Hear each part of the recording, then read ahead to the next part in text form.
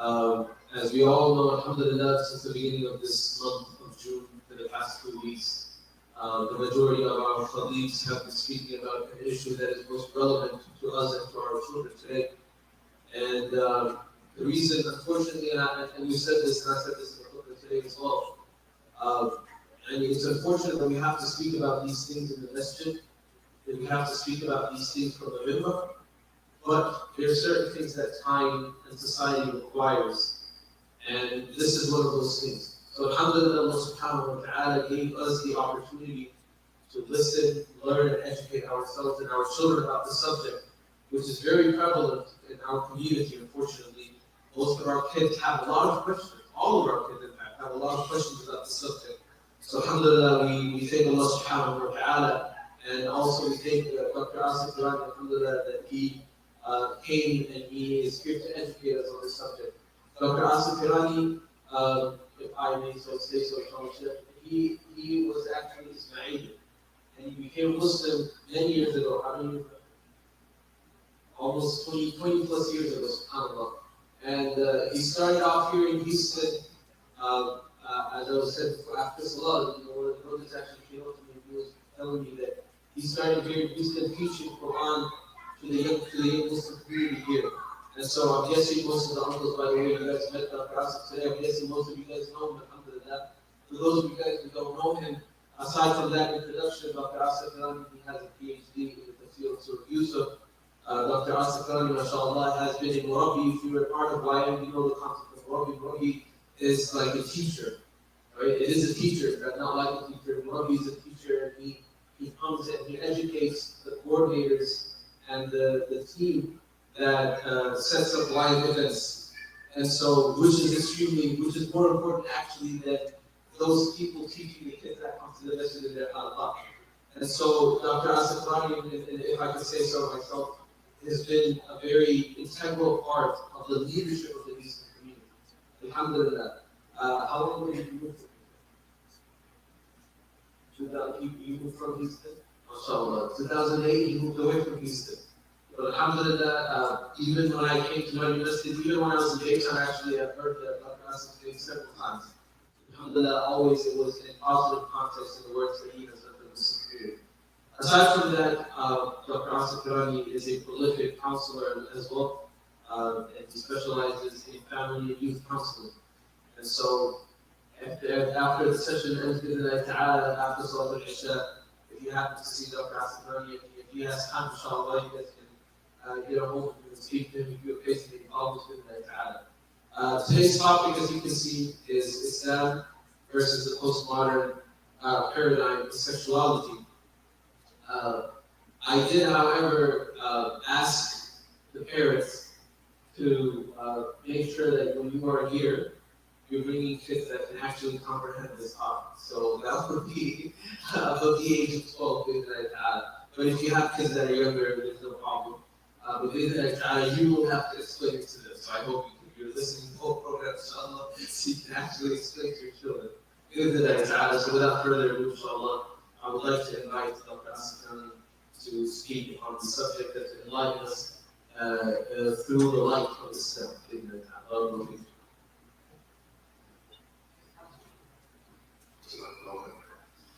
السلام عليكم ورحمة الله وبركاته. بسم الله الحمد لله والصلاة والسلام على رسول الله وعلى آله وصحبه ومن والاه أما بعد. رب اشرح لي صدري ويسر لي أمري واحلل عقدة من لساني يفقهوا قولي واجعلني وزيرا من أهلي آمين يا رب العالمين. First of all, Jazakallah khairan to Mashaykh. Indeed, I don't deserve this kind of start. I'm not taking this out of humbleness, I'm taking this out of reality. I know myself. But you did this because of your generosity, your charitable approach towards other scholars. And if you are seeing good in others, it means that your heart is clean also. So ask Allah subhanahu wa ta'ala to reward both these Mashaykh and to reward all of you. Ameen ya Rabb. And in 2008, when I came here, subhanAllah, you had the trailer house, you were still building this masjid. And then whenever I used to come, around 2009, when you had this full-fledged masjid. But alhamdulillah, this masjid was filled with young blood as it is today, alhamdulillah. And ask Allah subhanahu wa ta'ala to keep this masjid filled with young blood. Ameen ya Rabb. So, let's start with this topic. This class I taught originally for 16 hours. Obviously, I don't know how difficult it is to learn. And last month I published this book, which is about Islamic paradigm of LGBTQ. You can actually get this book from outside, inshallah. We have plenty of copies waiting from Amazon, inshallah. And there are a few other books, inshallah. That particular copy is for you to check. For you, inshallah, you can go outside, inshallah. But I don't know how to do justice with this topic in just 30-40 minutes with Q&A. I'll try to be as brief as I can, and I'll try to pick whatever is important for all of us as a community. And then let's make this interactive. But before I can start, is this a sensitive issue we are discussing? Yeah, because because of our extreme amount of arrogance and ignorance, everyone thinks that they know everything. And when you're talking about this issue, where people are politically, socially, philosophically have this distinctive opinions, it's very difficult to teach such a diverse set of people. In Jum'ah it's easy because you're not supposed to talk. But anybody can raise hands. So if you want to insult me, I'll give you enough time. Outside, inshallah, you can just grab my hand and insult me as much as you can. But during the program, I would recommend you only raise your hand to ask a constructive, not destructive, constructive question, or ask for any clarification. If you say, no, my opinion is this, then I'll give you separate time, but please don't this time, whatever 44 minutes you have, inshallah. Is that clear? Alhamdulillah. So let's start this, inshallah. Just want to give you a few statistics, not to make you pessimistic or pessimistic. I was imam in Massachusetts, before that in Connecticut, before that in New Jersey, before that in Houston. In Massachusetts, just last 2 years, when we recovered from COVID, 2 years, 7 people became atheists from our community, Muslims. I mean, this is not shocking news. The more shocking thing is coming. All those 7 kids were graduates of Islamic school. They say in Arabic, if Nur is so dark, what about the darkness? If light is so dark, what about the darkness? If these are the graduates of Islamic school, then can you imagine the graduates of non-Islamic school? 2 sisters became lesbian, 1 brother became gay, and 1 sister before I left became queer. And we talk about those scenarios if we will have time, inshallah. The reason why I'm bringing this up, it's extremely important, as Sheikh said, to address this issue to a wider Muslim community because it's impacting us. It's not anymore impacting just mainstream Americans and Muslims are immune. We took the vaccination of LGBTQ, it's not affecting us. Unfortunately, it's a predominant environment that's impacting all of us. One strategy is to become proactive, is to just deconstruct this postmodern paradigm of gender identity and LGBTQ so that our kids can be proud in their Islamic gender identity. Or you can just throw everything under the carpet and then eventually our community, our kids, is going to have a huge impact. Obviously, if you are a wise person, then you will say, let's start deconstructing these arguments so we can be confident in this thing, inshallah. And that's why we are here, inshallah. I'll give you one example before we can start. So I'll actually discuss 1, 3, and 4. I'll just discuss 4 or 5 things today on this entire slide. First is the concept of worldview. Second is 3 paradigms regarding sexuality and gender identity. And third is this basic brief history of LGBTQ and answering some of the FAQs frequently asked questions, inshallah. And then we'll open the floor for Q&A, inshallah. What time is it, Shah? 9:50, and we are 9:58:57. So remind me around 9:30ish, we're going to be for 30 minutes or 15 minutes for Q&A and then Azan and then Salah. Okay, let's start. Most of us have 2 different worldviews, we don't even know. How many of you here speak 2 languages? Raise hand. Bilingual. Alhamdulillah, everyone. Okay. I have 3 kids, Asif Hirani. I'm teaching them, or trying to teach them Arabic, Urdu, and even some Gujarati, because I'm with you. Urdu, Arabic, and Gujarati. Answer the simple question. If I am teaching them Arabic, Urdu, Gujarati, while they are young in Dallas, is there a chance that when they will grow old, they will be able to speak Urdu and Arabic and Gujarati? There's a chance? Okay. If I'm not teaching them, if I'm not exposing them at all from Urdu, Arabic, Gujarati, is there a chance that they will be able to expose you Urdu, Arabic, or Gujarati? Chances are extremely slim. Now reverse this scenario. If I'm not teaching them English, will they be able to speak English? Yes. Why? Because the predominant environment is teaching them what? English. Just remember this. Predominant language impacts this, whether parent teach them or not, right? Now take this from the worldview example. We have Islamic worldview and we have modern worldview. Okay? Or you can say post-modern worldview, I will explain what it is.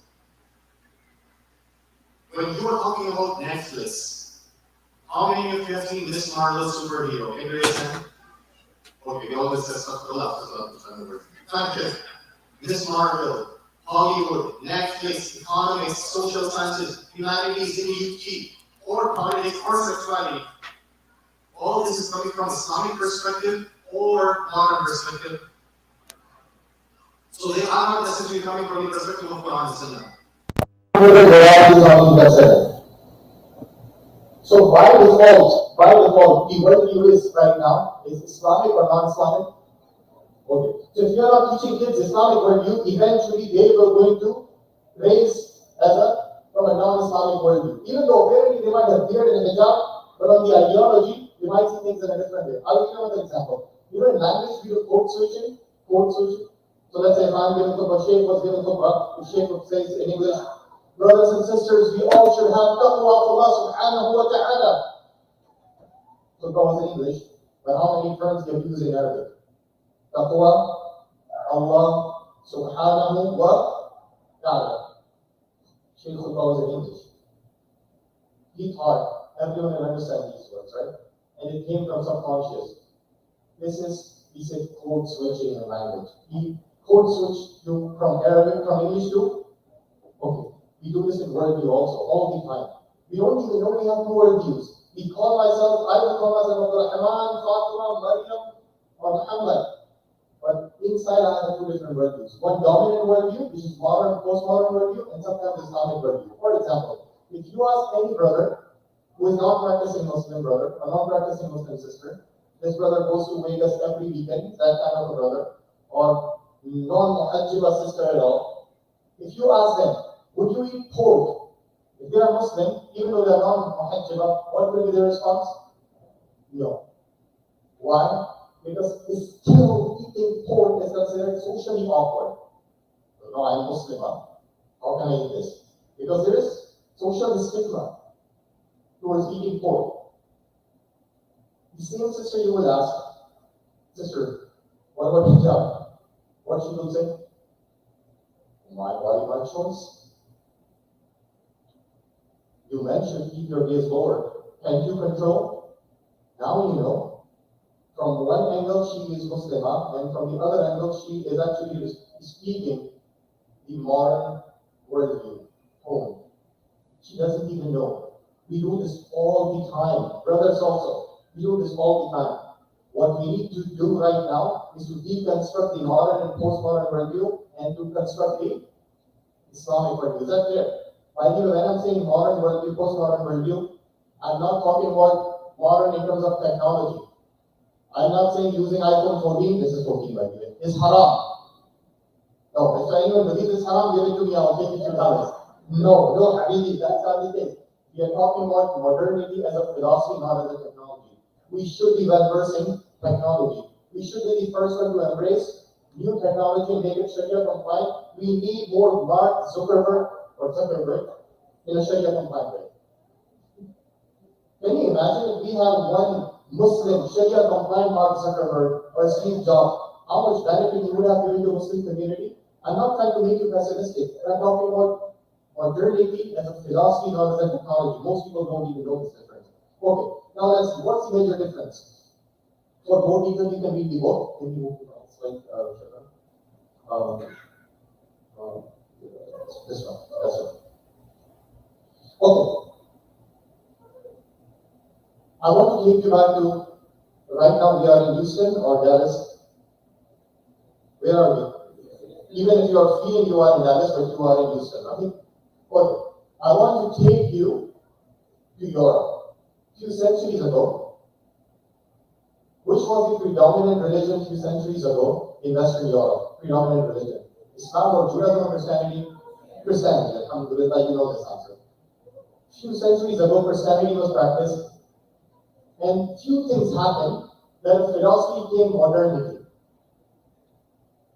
This was a reaction, if you're following, this modernity of philosophy was a reaction of the abuse of Christianity and churches. The bloodbath which modernity witnessed in the Western Europe between different denominations, people were fighting of Orthodox, Protestants, and Catholicism. Catholics were saying Protestants were kafir. Protestants were saying Orthodox were kafir. And they were using the same biblical verses. They were using the same verses, biblical verses. And then there was worse kind of theocracy, abuse of church, financial, sexual abuse. What it resulted? It resulted that people said, we cannot bring Jesus outside of church. We cannot bring morality coming from Bible outside of church. Because the moment you will bring Bible outside of church in our social sciences, then eventually this disaster will continue. Then the philosophy of secularization came. Let's reduce the role of Jesus to synagogue, or to the masjid, or to the churches. Now the question is, if you reduce the role of God and Jesus and everything in the church in Western Europe, how are you going to decide the rights of men and women? Tell me. Then they say, you're going to decide everything with our reason and rational and apple. You're going to decide you are smart enough, you don't want to bring the Bible and morality and religion because you have seen the consequences. You get nightmares from that. We are smart enough to figure out what is good and what is bad for us. But wait a minute, before we can continue, we are really not smart enough.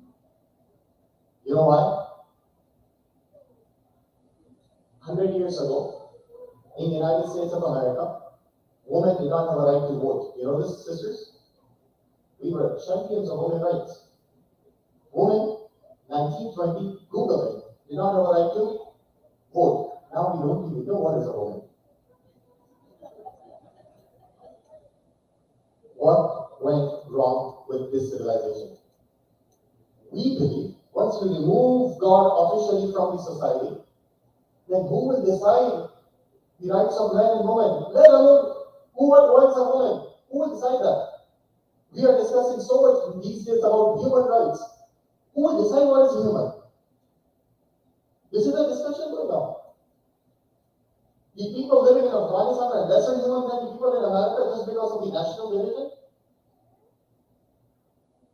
This entire debate, this entire discussion comes when you remove God and the biblical morality or Quranic morality and you just try to use everything with the reason if you are modernist.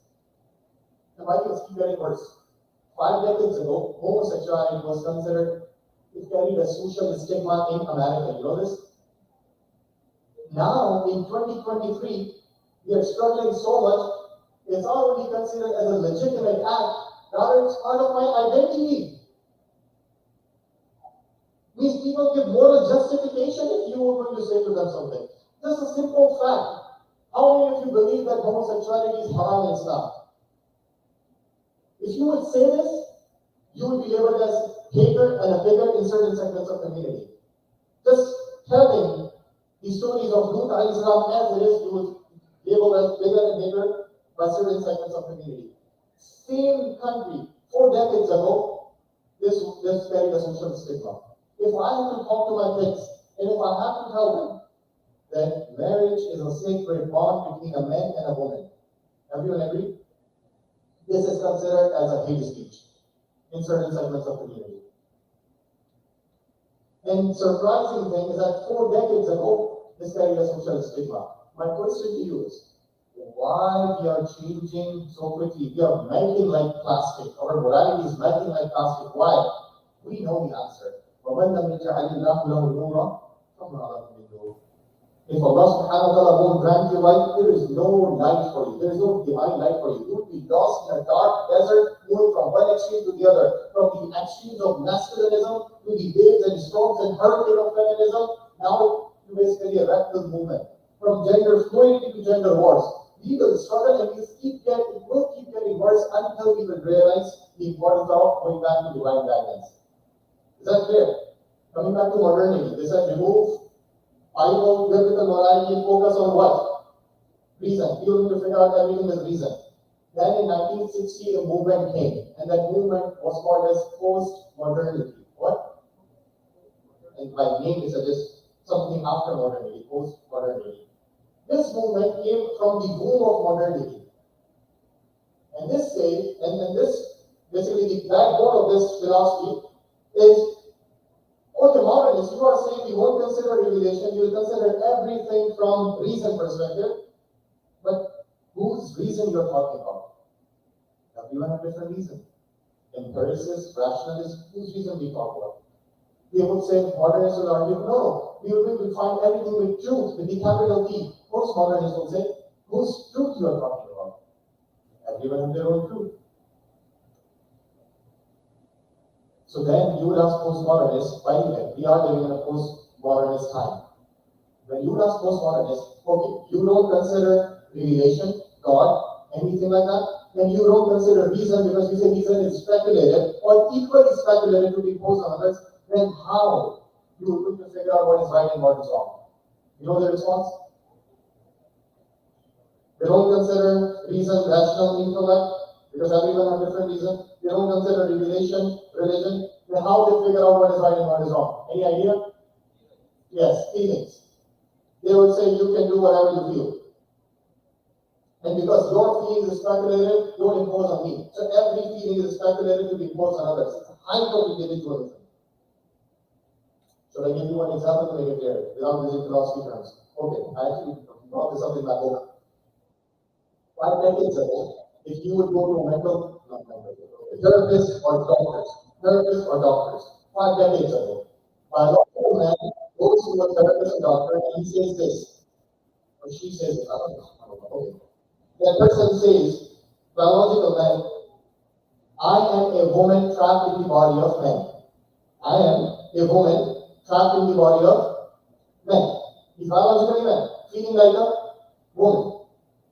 5 decades ago, doctor or the therapist would have said, take these medicine, we are going to make sure your feelings are in line with your body.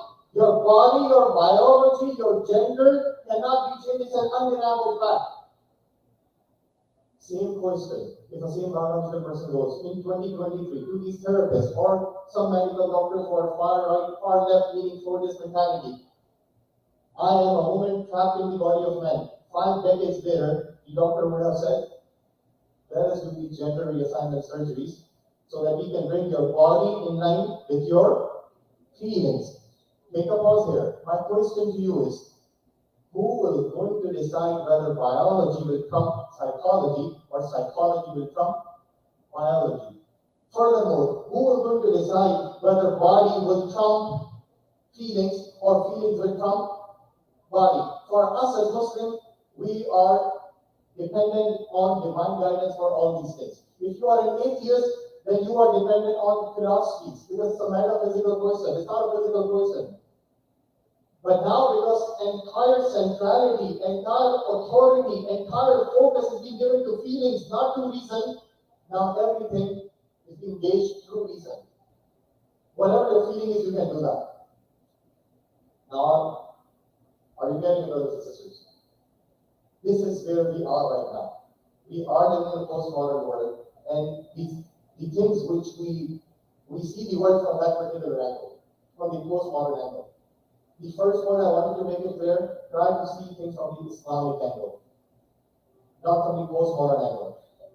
Postmodernists will argue we have absolute freedom. Garbage. You have absolute freedom? No one has absolute freedom. I gave this example in today's Jummah khutbah. How much is speed limit in the highways? 65? You're Masakin. Come to Dallas at 80 miles per hour, mashallah. But if you're a Muslim, you will drive at 120 miles per hour, right? Because you believe in Jannah and you want to go quickly to Jannah. Okay? No. Let's say you are driving 150 miles per hour. 150 miles per hour. Don't try this, by the way. try this and he'd be injured to us after 150 miles per hour.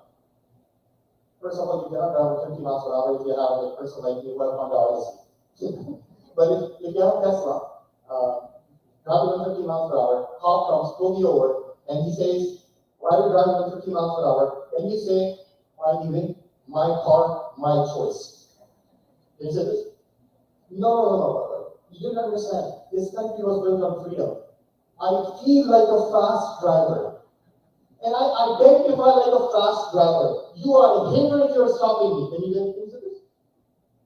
You can't say these things. The cop will say, after giving you a ticket, cop will say that we need to restrict your freedom, we need to restrict your feeling, we need to restrict your choice, because your absolute freedom or your absolute feeling can harm yourself or harm others. Right? We are saying, who is going to decide that? Because if you will depend on your reason will be different than my reason. So we need a divine guidance which can bring the reason into uniform source. So we say, use a combination of reason and revelation, akal and nakal. That's what Islam says. Otherwise, it will keep getting worse. Keep getting worse. Now we turn gender dysphoria, the uncomfort you have with your gender, discomfort with the gender you have, is offensive term to certain segments of the community. 5 years ago, they launched this term, 10 years ago. Why? I can go in detail, but I'm not getting the workshop. I have to subhanAllah. Is there any question in this first point? We have to think from an Islamic angle, not from a postmodern angle. Islamic angle is we are worshipping Allah subhanahu wa ta'ala from a God-centered worldview, Allah-centered worldview, from the job to marriage, from the etiquettes of using restroom to the etiquettes of running the society and morality and sexuality, everything. Allah subhanahu wa ta'ala will tell you. I am restricted, not absolute freedom, but restricted of limited freedom within the options Allah subhanahu wa ta'ala has given me. Okay, now the second point. There are three paradigms. If you will understand this Islamic versus postmodern paradigm of sexuality and genders and gender identity, I think things will get more clear, inshallah. I'm just skipping one paradigm because I realized some small kids are saying. So I will explain it to you, but I won't show it here, okay? And I will use very conservative language, inshallah. So let's look at this paradigm. And you have to understand this. This is about gender identity. We see things from different angles. If a person is not speaking Chinese in front of you, Turkish in front of you, and you have never been exposed to Turkish or Chinese, you won't be able to understand where they are coming from. Similarly, when you are explaining things to postmodernists, you have to know where they are coming from, then deconstruct their argument, okay? There are three things, which Islam puts together. These three things Islam puts apart, but postmodernism put together. Again, before I get into those three things, these three things Islam puts apart. They can never be connected. But postmodernists put these three things together. Let's go one by one. Islam says your feeling should not necessarily lead you to action without knowing whether it's halal or haram. Agree? If you want to do zina, if you want to drink alcohol, just based on this feeling, should you drink? No. You should check this halal, haram, Sharia compliant with this. If yes, then I should proceed. Oh, there is something. Postmodernists will do something. Okay, alhamdulillah. If you are acting on something, that's if you are doing zina, if you are drinking, what will be your advice as a loving brother and sister to that individual? If that brother is doing haram and the sister is doing haram, your advice will be, do tawbah, come back, right? But that's not your identity. Identity means I was created that way and I have to do it because I will morally justify it. That's my identity. Now, postmodernism comes, and postmodernism says, no, these three things are connected together. Postmodernism says, if you're feeling for something, go for it, buddy. Just act on it. That's your true self. How many of us have heard from motivational speakers, finding yourself, being yourself, finding your true self, finding your authentic self? In Islam, we just have to improve ourselves. We don't have to be ourselves. That's the difference, because modernists worship their self. We worship Allah subhanahu wa ta'ala by submitting ourselves. But coming back, these are tactics, I don't want to confuse. So in postmodernism, we say, if you have a feeling for something, they would say, go for it, act on it. That's your true self. Because they remove any morality from God. Then they would say, if you are acting on it, or even just the presence of feeling, you should be identified that way. So now the outside morality will be changed to confirm your identity and not the other way around. Because that's how you are created. How can loving God say something which goes against your identity after creating you that way? Once you start believing this identity paradigm, then it's hard to debate because actually their entire foundation is weak. They are saying my feeling is my identity. We would say, no, stop here. Can you just imagine if people were going to identify themselves with feelings and then they are justifying morally what a disaster in society it will bring? I'll just give you one example of fasting your heart and then justifying that. Can you imagine other examples? The breeze. Subhanallah, please forgive me for saying this. If I have to tell you that I'm interested in your 6-month-old baby, and I can bring the data of Wilhelm Reich and Sigmund Freud, empirical data, you would say, no, this is just pedophilia, astaghfirullah. This is the same society which was saying the same thing about homosexuality 4 decades ago. But now you don't have any morality. Maybe 10 years down the road, they will going to say it's okay. That's your feeling. So, will my feeling decide everything? Absolutely not. And all the people agree, even the empiricists and rationalists agree on this. So, okay, this is the first one I wanted to talk about, first paradigm. Is that clear, the first paradigm? Alhamdulillah. I cannot show this also. Okay, I cannot show you the third paradigm also. I'll just say, okay, second paradigm. The second paradigm have an inverse relationship like the first paradigm. Second paradigm, and if you are paying attention, and those two brothers and three sisters who are taking notes, I'm saying this for you. Second paradigm is these three things, which I have to tell you, these three things, Islam puts together, but postmodernity puts apart. It's an inverse relationship. What are those three things? These three things that Islam puts together, but postmodernity puts apart. What are those three things? Relationship between man and woman, that thing. Okay? I'm not explicit. Second is reproduction. And third thing is marriage and family. Islam says you have these desires to act on that particular act.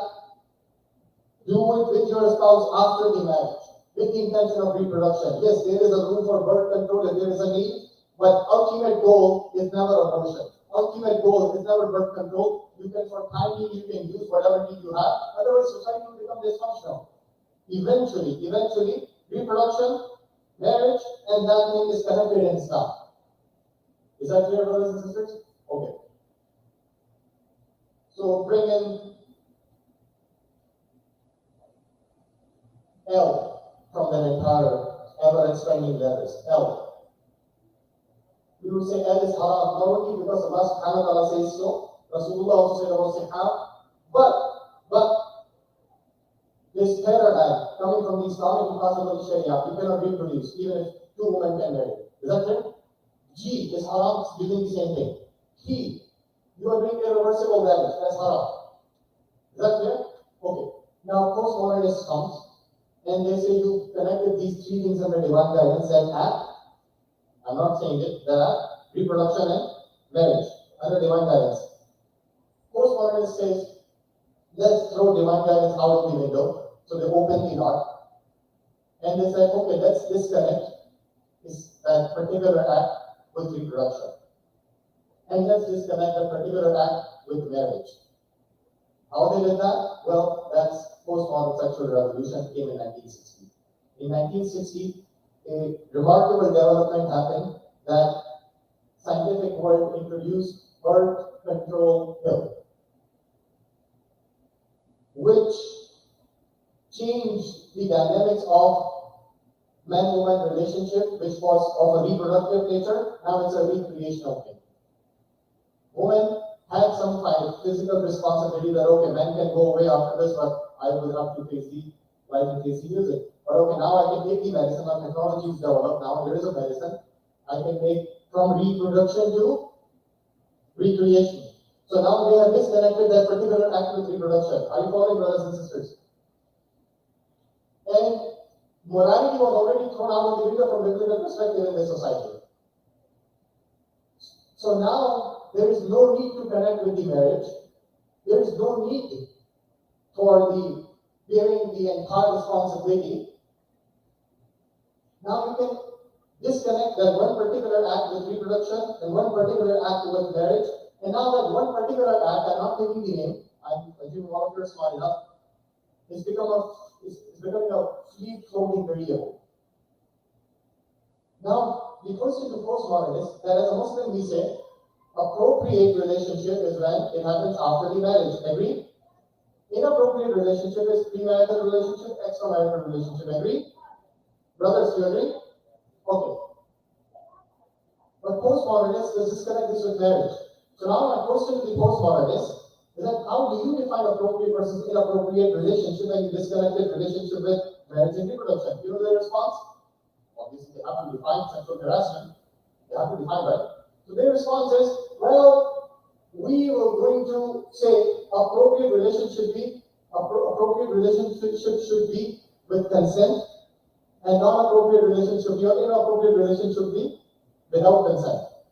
Whether it happened with marriage or without marriage or before marriage or after marriage or with anyone or without, we don't care. As long as it's consent and no harm. First of all, it's such a dumb rule. I actually exposed this law consent rule entire hypocrisy because it's ever evolving. It's ever evolving. How many of you know why President Clinton was impeached? How many of you know?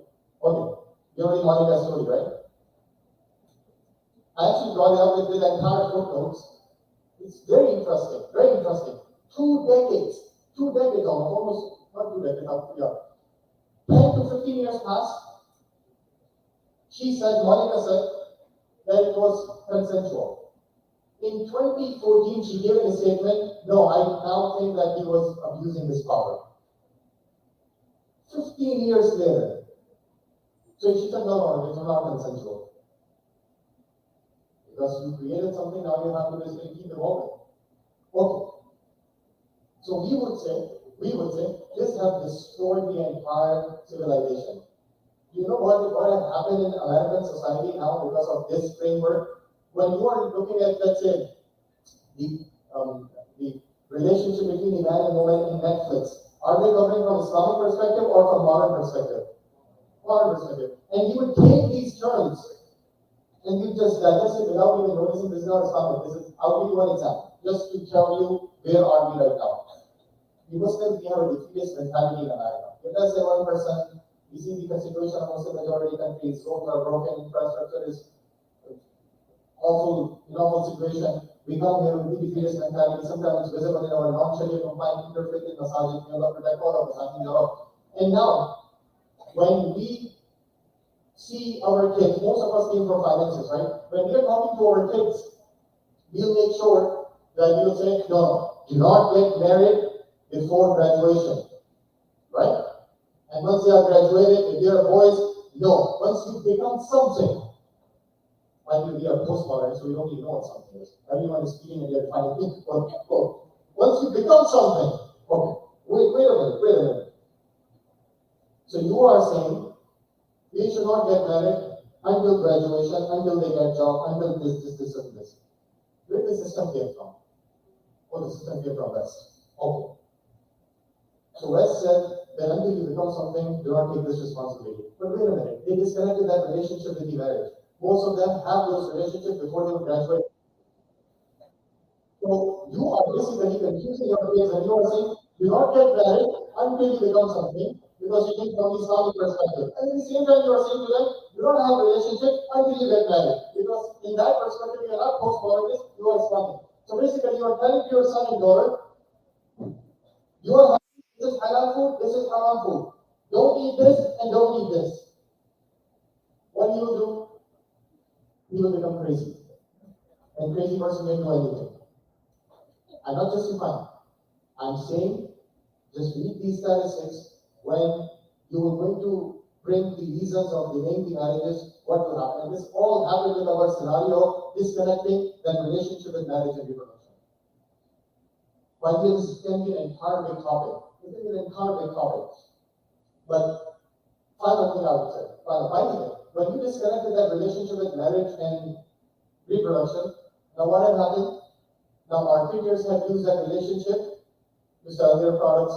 Young people in their college, I've heard about UT Austin as a party college, I don't know if that's true or not, but young people in the college, they have used this relationship as a fun activity because now from morality perspective, this relationship is disconnected with reproduction and marriage. So now everyone is defining when we are post-modernist, however we feel. It's very important for us to go back to the dynamics of Allah subhanahu wa ta'ala and Prophet Muhammad sallallahu alaihi wasallam for us if you want to survive in this society. Third paradigm, and inshallah I'll give it because it's 9:30 already. I can continue because this is subhanAllah. For more details, you can read my book, inshallah, which we will outside, inshallah. Okay, third paradigm. In the Western countries, we have either idolized that one particular act, I'm not taking the name because kids are saying one particular act, or we have demonized that one particular act. Catholics would say, if you have to become a pastor, priest, you do not have to get married. Because how can you fulfill your animalistic characteristics by having a relationship with your spouse? I know his cuteness is distracting you, but keep listening to me. Keep listening to me. Catholics will say, your animal characteristics, animalistic characteristics, virtues, should not distract you. So they would disconnect that relationship with spirituality. They would say you cannot be pastor or priest while fulfilling those relationships. So they have demonized. Saint Augustine, in his writings, he said that particular act is an evil act, but it's necessary evil because you have to reproduce. That's a Catholic worldview. When you go on one extreme, what comes? Other extreme. And that's modernist worldview or Freudist worldview. They say, no, that one particular act is everything. We live for that. We live for that. And there's no need for any outside morality, including God, to tell me what should I do in my private life because that is private thing. I can still be spiritual, but that one particular act does not have anything to do with the spirituality. That's a modern mentality. Then comes Islam. You have one extreme, modernist perspective. Second is Catholic. Islam says that one particular act can be a positive for the society if it is done properly with your spouse. It's connected with ibadah. You know the hadith of Sahih Muslim where Rasulullah said that one particular act is an act of ibadah. You know this? And Sahaba asked, how can that be an act of ibadah? How can that be an act of ibadah when you are having that relationship? And Rasulullah said, well, yes, that is an act of ibadah because if you would have done from a haram source, you would have got sin. Now you are doing it from the halal source. It's an act of ibadah. Islam connected that with the ibadah. Even before the relationship, you remember those brothers and sisters who are married. There's a dua. You know this? Before Mufti Taqi Usmani, he was saying in his share of that hadith, he was saying, how can we just understand this that even before fulfilling your animalistic characteristics, you are remembering Allah subhanahu wa ta'ala? Can you remember? How beautifully Islam connected that particular act with the spirituality so that it can be a positive aspect for the society and for the families. Tell me by raising your hands, is the breaking of nuclear family system in America and single parent family one of the big concerns for the American social life? Yes or no? You know how many kids in America are fatherless right now? Last research I did on this topic, 1.9 million kids in America. You know how many kids are doing suicide? Okay, let me tell you some clear statistics. 80% of the male commit suicide and 20% of the female commit suicide. So we have real crisis. But out of those 80%, 60% are those who are fatherless. Dr. Sharif Al-Qabri, I was talking to him. young mainstream American, we have a lot of work on this LGBT from Islamic perspective. He said this, young American, mainstream, not Muslim, when they go and become gay, one of the factors is because they're coming from a broken family and they never had the attention of an adult male, which they try to seek outside.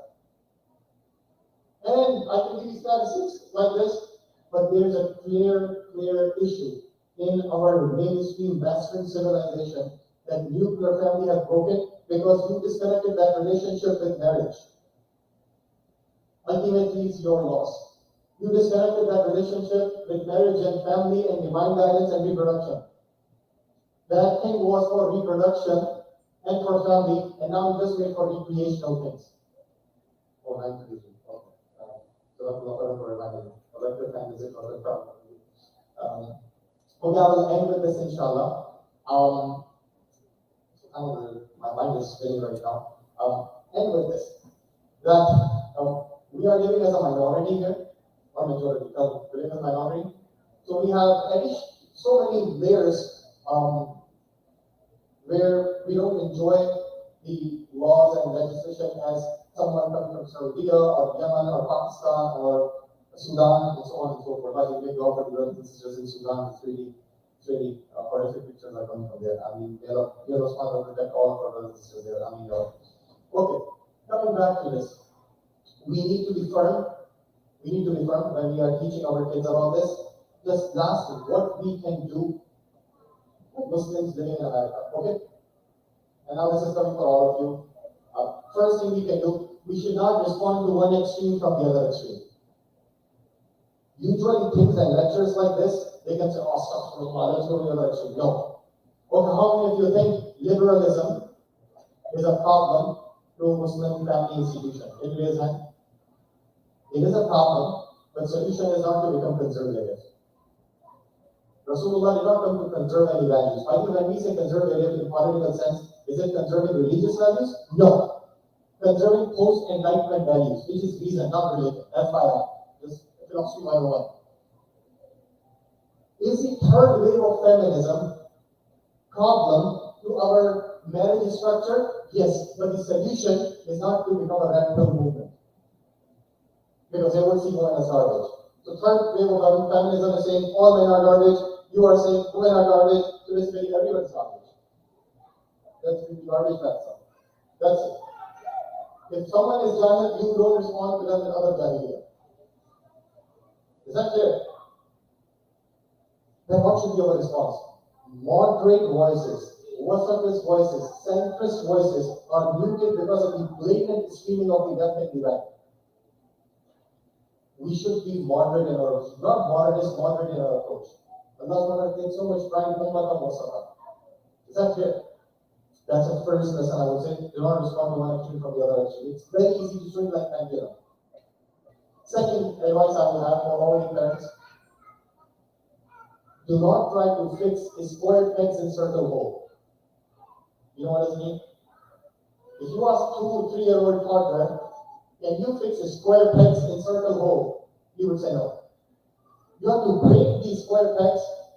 Basically, if this is a square, that's it. And if this is a circle, can it go in it? You need to just basically adjust, break it, and then it will go. This is Islam. Do not try to fit Islam into the secular post-modern paradigm.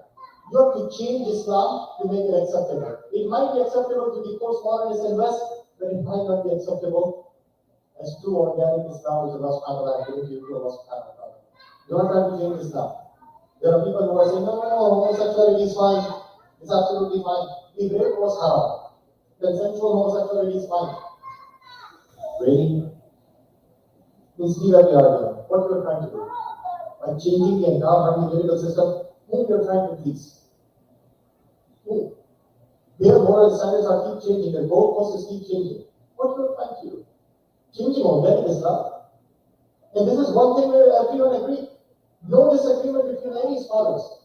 Should I right? Absolutely. Why we are doing that? If you as a parent don't know, do not give a wrong response. Go to these scholars, go to the imam, go to the shuyukh, but do not give a wrong response. Educate yourself, brothers and sisters.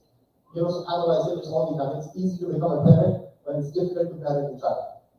Allah, and especially in these times, you need to constantly educate yourself how to respond to this person. When you are teaching Lut alayhi salam story, you need to bring this perspective. Yusuf alayhi salam story, you need to bring this perspective. And lastly, if someone is thinking that we, by saying that homosexuality is haram in Islam, are preaching hate, then they will ask, oh, what does Islam say about hate the sin, not the sinner? Isn't that a principle? Hate the sin, not the sinner? By the way, how many of you agree hate the sin, not the sinner? Raise your hand. Okay. I used to say this a lot until 2015. I said this in economic convention with more than 5,000 people are sitting, and I'm so embarrassed at this point. I think, and I know many other speakers are saying, and we are in a WhatsApp group discussing about this principle, so don't bring it up. I know all those speakers who are saying this.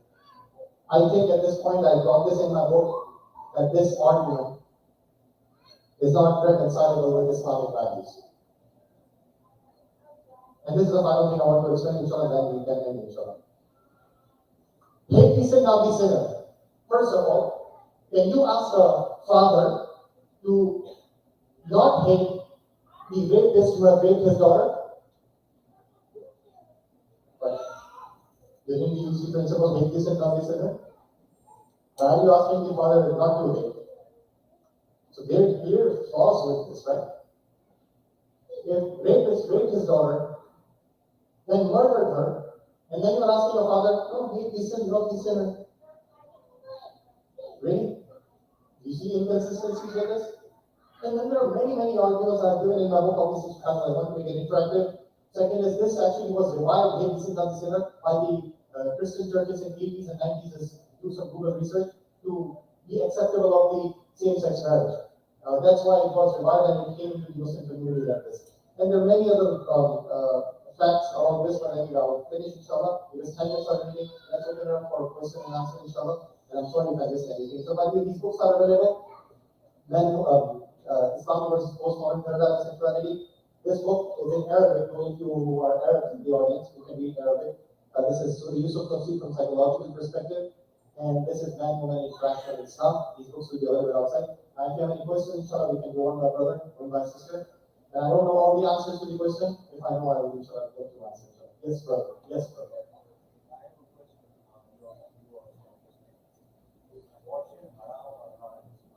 Abortion is halal. Allah is a loaded discussion. I taught 2-hour class in my fiqh family for abortion. I'm not kidding. Muslim will get 2-hour class. It's very difficult just to answer this in 2 minutes. I won't be able to do justice. By default, it's haram, according to everyone. There are cases where Sharia uses them duhur or haja. Duhur or haja. Duhur as extreme necessity, haja is need. So there is strictly disagreement. There is 900-page thesis written on this from the 15 different views, just to make it easy for you. When we are discussing abortion from a 50 perspective, halal haram perspective, we have to discuss the philosophical side first, because abortion is a loaded discussion in the parliament, so we do. More than 95% of the abortion cases where they are discussing about Roe v. Wade and others, they are not discussing about extreme necessity cases. They are discussing about aborting fetuses pre-teen prior to marriage, which is completely haram in Islam. So if I would say that, okay, Imam Abu Hanifa, Imam Ahmad ibn Hanbal, before Foreman said this, we are trying to apply postmodern Islam in the same paradigm. When they are discussing abortion, they are discussing from the zina perspective.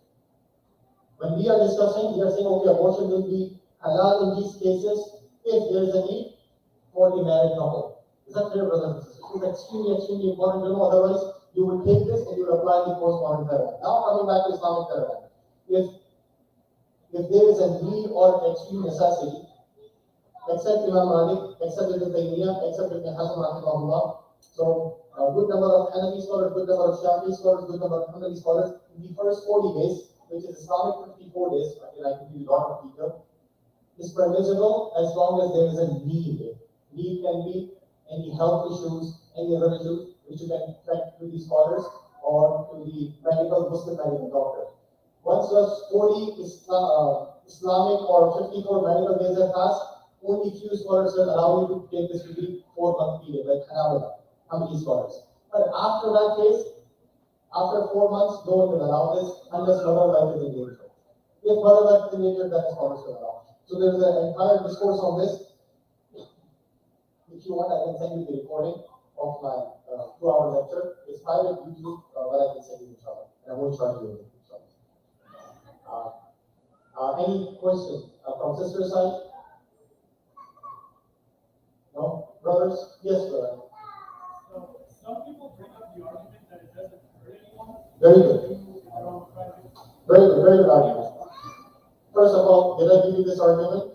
That in our assumption it's not hurting because I'm driving 50 miles per hour, but it might have a potential to hurt someone. And I said, no, if two people are doing something in the private room, how it can hurt someone? What's the definition of harm? Do we define harm in only physical sense? Let's take the same example with you are saying and deconstruct it.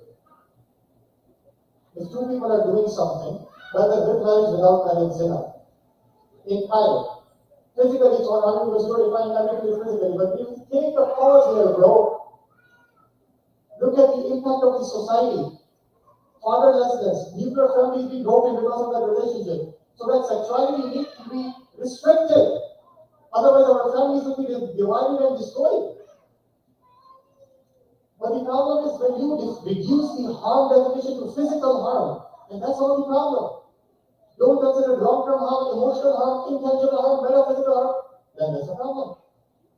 And that's the root cause of modernity and postmodernity, as I mentioned in the first chapter. They deny unseen world. And the thing they say, no, we are not believing in that. We will only believe in those things which we can see from the empirical senses and physical senses, including harm. So we say, no, it's a clear empirical data is there. When you disconnect that relationship with marriage, you have fatherlessness. People can have a relationship and men can go, and women will be left alone. So you will be restricted, even your sexuality. And there are many other ways you can say. Like one hour. Other sisters will say I'm masculine and sorry, so like what is that?